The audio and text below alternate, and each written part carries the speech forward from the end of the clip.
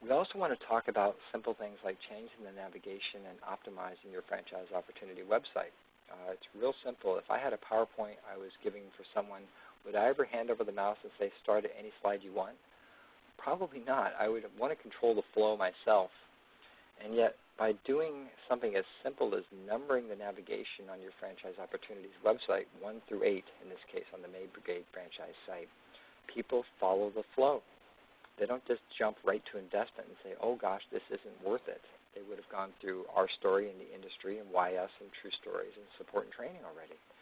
Same thing that PostNet does. So something as simple as this is really, really effective in generating a higher conversion rate of people that ultimately fill out a form that says, please send me more information. And that's really your goal. It really needs to be succinct. You know, websites don't sell franchises. In fact, none of us really sell franchises. We grant franchise licenses. But websites are a tool. And ultimately, you want to get the lead on the phone and walk them through this achievement process that we've come up with to help them qualify themselves. And this is a great, great way of increasing your conversion rates. When we talk about this linear approach to ROI, franchisee ROI is critical. And their bottom line and their sales and their efficiencies and, to be honest, their morale is critical to address right now with real-world strategies. Boy, you really don't want to hit a whole lot of fluff right now in talking to your franchisees with just concepts. You've got to hit them with real-world, workable, trackable strategies with analytics that have results behind them. So understanding metrics is critical. Even self-analytics, you'll see how that's a huge advantage to implement. Purchasing power, making it cumulative, taking advantage of leveraging not only the purchasing power of approved suppliers, but also your brand. And even the fact that you can leverage single or fewer points of contact, make it a whole lot easier for a franchisee to run their operations, something that none of us really ever thought about 5, 6 years ago, are critical to do now. And I'm a supplier, and suppliers have never been more acceptable towards cutting deals than right now.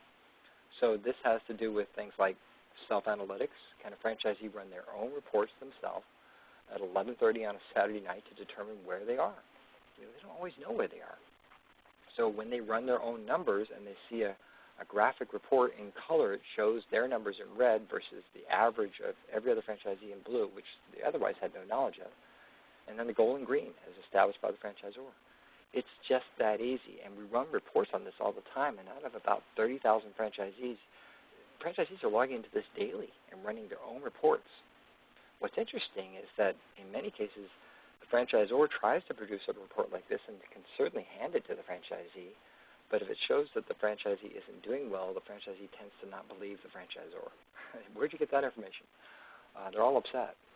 So, and I would be too. I wondered where they got the numbers. So effectively now I can enter the numbers myself as a franchisee, and it produces a report, and I can go into another report and produce an expense report.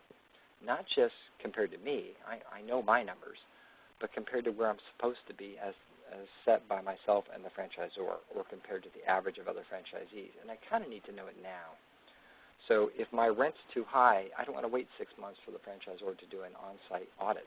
I want to know now. If I'm not advertising enough, like my green slice on the left isn't quite large enough, I want to be able to capitalize on that and have someone be alerted to advise me on what I need to do, which is what self-analytics does. It has an alert system built into it.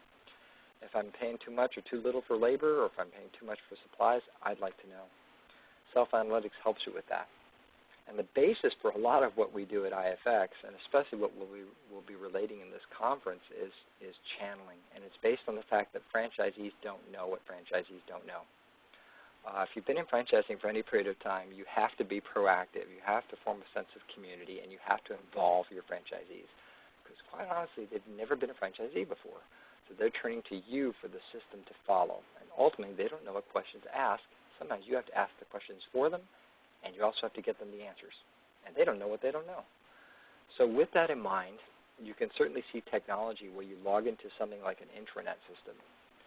And the franchisor has instant messaging, has strategies and tactics and tips and FAQs right in front of the franchisee when they log in to access the manuals or to pay their royalties or take a training course. But while they're there, they can't avoid but help seeing tips and strategies from other like-minded franchisees.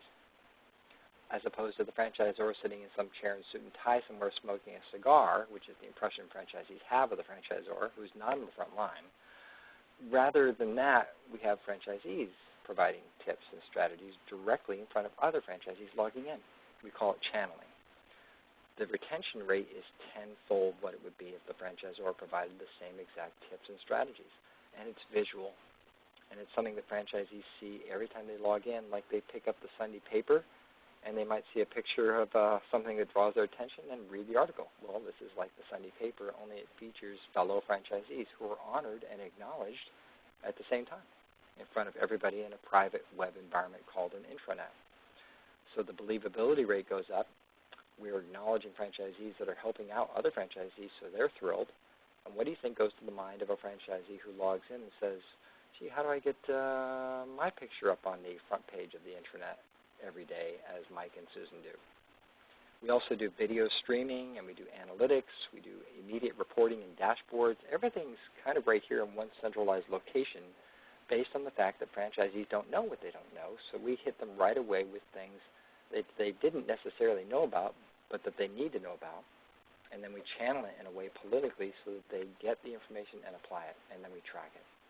It's very political, I know, but it's also very practical. It's very franchisee-friendly, and it's very legal in that it's tracking everything that you're doing to make sure that you get the information necessary to help a franchisee out to be a winning franchisee. What's interesting is we've got 4 methods of having actual approved vendors pay for the technology or pay for certain marketing programs that you conduct or come out of the advertising fund that you might have for a national ad fund contribution. So it's all centralized and it's very political and it capitalizes on today's economy. So this franchisor point of view now says, let's acknowledge the shift of the economy. Let's be creative. We want the best quality prospects, who in many cases are their existing franchisees, by the way. So why work with a new franchise candidate when you can work with a known quantity, effectively your existing franchisees, to talk about secondary units, your existing assets? And how can we make them high-performance franchisees? And what are specific strategies that you can walk away with that will do just that? With the Prime Directive, a whole lot more than just increasing sales. Franchisees are always very wary of the franchisor saying, hey, here's a new marketing program where you can increase revenues by 5%. And the franchisees kind of say, well, great, now I'm only down 45% instead of 50.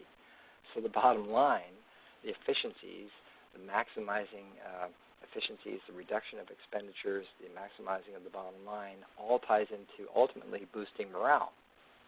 And the Prime Directive becomes this whole new ROI that's focused on the franchisee and then streamed into benefiting the franchisor at that time, which is the point of this linear conference.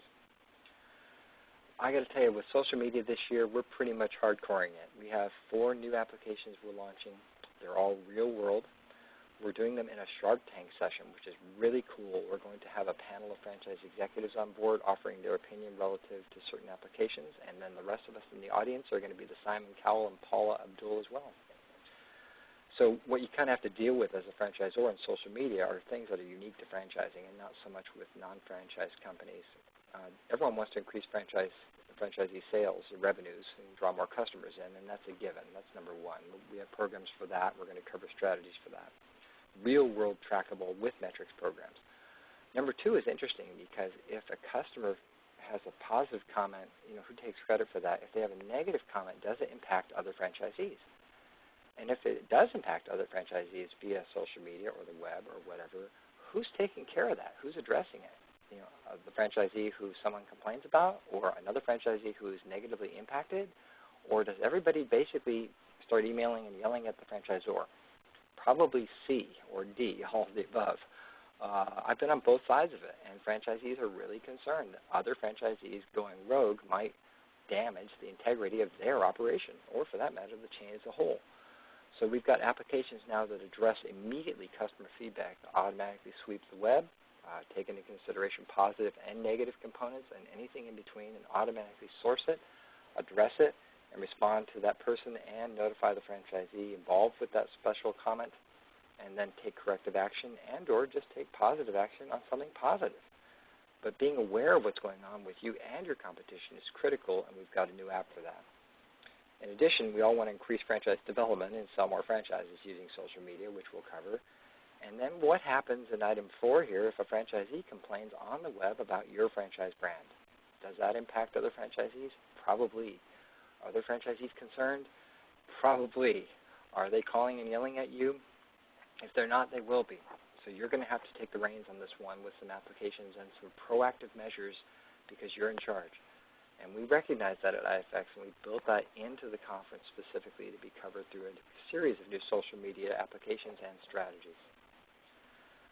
One of them controls content. As a matter of fact, it's a new mobile app that comes out, basically launches at conference, and allows you to generate content and distribute that content through all your franchisees' social media outlets. But it personalizes the message that you develop to your franchise location or franchisee, and then it streams that same message out through all the franchisees' social media channels that they're involved with to all the followers and friends and whatnot associated with that franchisee's social media. So you've created a following of a controlled message that you initiate as a franchisor. That in the world of franchising and social media is beautiful. So you've got full metrics tracking who's received it, how the message went out, how it produced, it's localized, it's controlled, and it exponentially compounds. It really does leverage social media and is trackable from day one. That's just one application we'll be launching at our Strategic Franchise Conference in San Diego. The other apps are customer feedback mobile app, which will knock your socks off, a loyalty social media application, which is really interesting. The franchisee validation app basically allows franchisees to earn rewards points for every prospective franchisee that they speak with. And then, of course, we've got IFX eMedia, which is the web-to-print and web-to-social media app that is killer. It's drag and drop, take an entire campaign and launch it onto your Facebook, launch it onto your landing page, or put it on the web. And it's immediate, and it protects the brand of the franchisor and the message of the franchisor, but gives franchisees flexibility. It's huge. Why attend? This is a real-world conference. I was on the board of directors for IFA for 2 years. I've been head of the Supplier Forum board of directors. I've been a franchisor, been a franchisee. I really haven't got a whole lot of time to talk about strategies that work for companies of 5,000 franchises or more, and nor do you. 80% of franchise companies these days have under 50 units. So these are real-world, affordable strategies. Many of them don't cost anything to do. They're common sense. Some of them are a little more complex, but they're all outlined in this blueprint. They're entertaining. If you know our style at IFX, if you've ever been to an IFX event or seen an IFX presentation, we're not exactly dull and drab, and we definitely make a point. But the point is that you walk away with significant takeaway value. There's great networking, there's great panelists, a couple Shark Tank sessions, great food, great drinks, great entertainment. I'll personally introduce you to the people that I know who are the who's who of franchising and talk to you along with the IFA about IFA benefits and membership pluses and how to leverage the IFA to maximize your franchise knowledge base. And the conference is worth 300 CFE credits. So make sure you go to ifxconference.com, and all of this information is waiting for you there. In fact, if you register online before Friday the 11th of November, you'll get $100 off if you register as an executive package or VIP package when you enter the coupon code of DIAMOND. If you'd like, you can register for the executive package and bring someone else and pay nothing for them. You get a 2-for-1 discount if you enter the coupon code of 241EXEC. Basically, if you bring 3 or 4 people, you get 50% off of the people that you bring for registration. So it's half off is what that coupon code does. It's already a conference that's half the price of every other conference you've been to. It's not $1,000. It's not $1,500. It's about a $600 conference, period. And you can get an additional $100 off or pay $300 per person using our 2-for-1 exec pricing structure up until this Friday. Includes all the meals, all the sessions, the strategic blueprint, everything that the conference offers either at the executive level or the VIP level. So make a note of this. We'd love to have you attend. Feel free to contact me directly at dan@ifxonline.com, or you can call me at 858-724-1024. We're in San Diego. Be delighted to do a little session with you and talk about strategies that might benefit your startup or established franchise operation even before the conference, and I'd be happy to meet you at the conference. We'll have about 100 existing clients coming as franchise executives to attend the conference as well, so we'd love to have you join us and take your company to the next level, take your company to the summit, if you will, together. Again, thank you for jumping in on this sneak peek. This is Dan Martin, CEO of IFX Online, signing out, and hope to see you soon. Take care. Thank you. Please stand by.